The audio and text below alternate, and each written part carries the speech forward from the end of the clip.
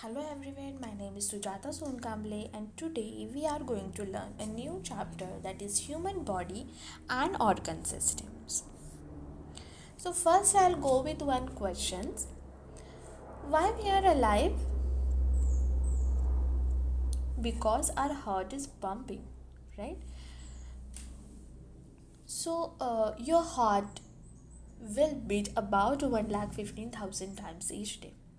The beating sound your heart makes is caused by the opening and closing of its valves.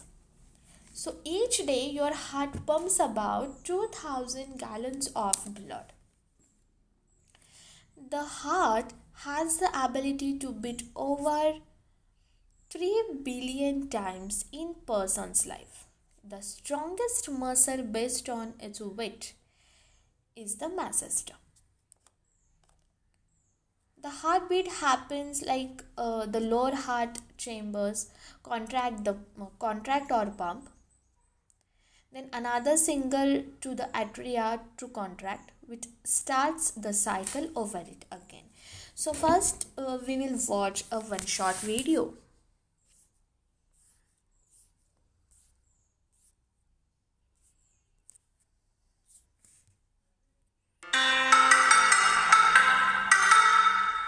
Imagine we have to walk from one place to another. For this, our brain thinks about the movement, instructs the respective muscles, and helps us perform the task. This is what we know as a voluntary activity. Now tell me, do we need to remind ourselves post some time that we have to inhale and exhale air?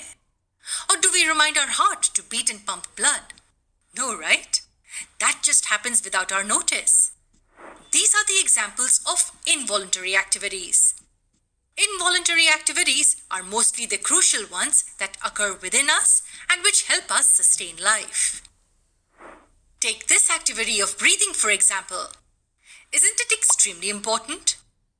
If we don't breathe, then how will all the cells in our body obtain the necessary oxygen for survival? And how will the toxic carbon dioxide be released out?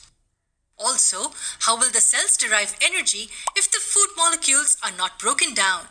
So overall, respiration is extremely important. Now tell me one thing. Are breathing and respiration the same thing? I'm sure your answer will be yes, but that's not true. Let's understand what exactly the difference between the two is. To begin with, I want you to answer one simple question. How do we get the energy to perform all activities? Most of us will answer from the food we eat, right? Well, that's partially correct. The food we eat is the source of energy, which means that the energy is stored or locked inside the food. In order to unlock or derive the energy from it, the food needs to be broken down, and this requires oxygen. So we can say that the process in which the food is broken down in the cells with the help of oxygen to release energy is called respiration. And how is it different from breathing then? Well, breathing does not involve breakdown of food molecules inside the cells. In fact, breathing is purely the exchange of gases, oxygen and carbon dioxide to be precise. So the activity of inhalation and exhalation is breathing, whereas deriving energy from food molecules with the help of oxygen is respiration.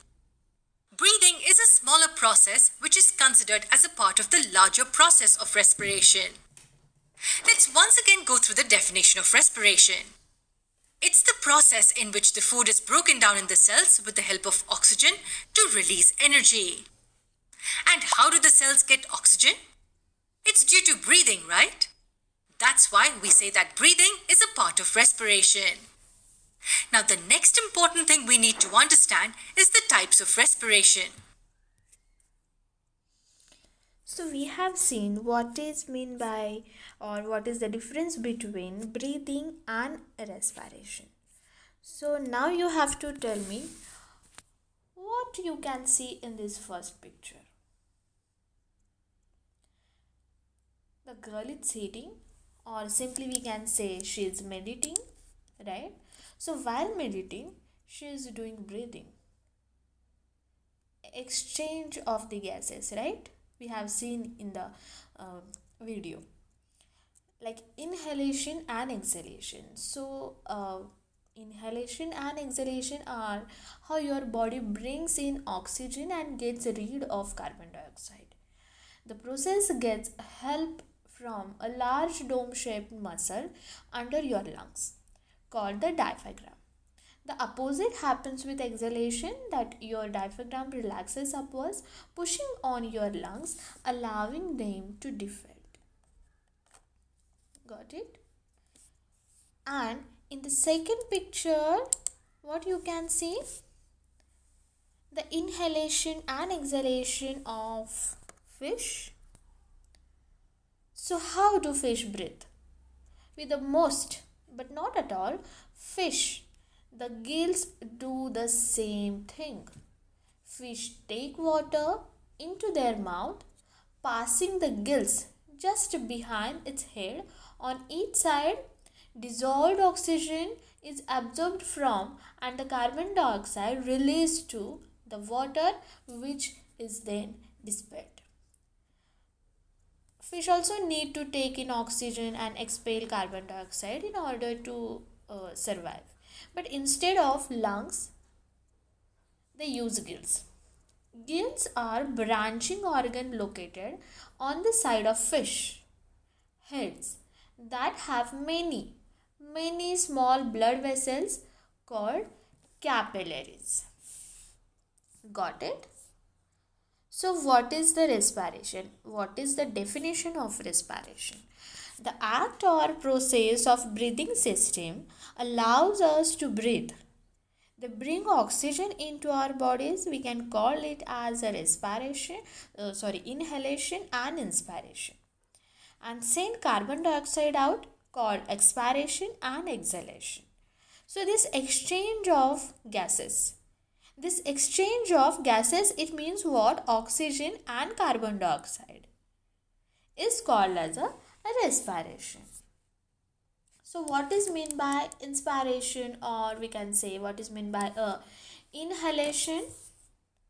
So inhalation is the process or act of breathe in, taking air and sometimes other substances into your lungs. And what is meant by exhalation? Exhalation is the process of giving out a rich containing carbon dioxide. This is the process of breathing.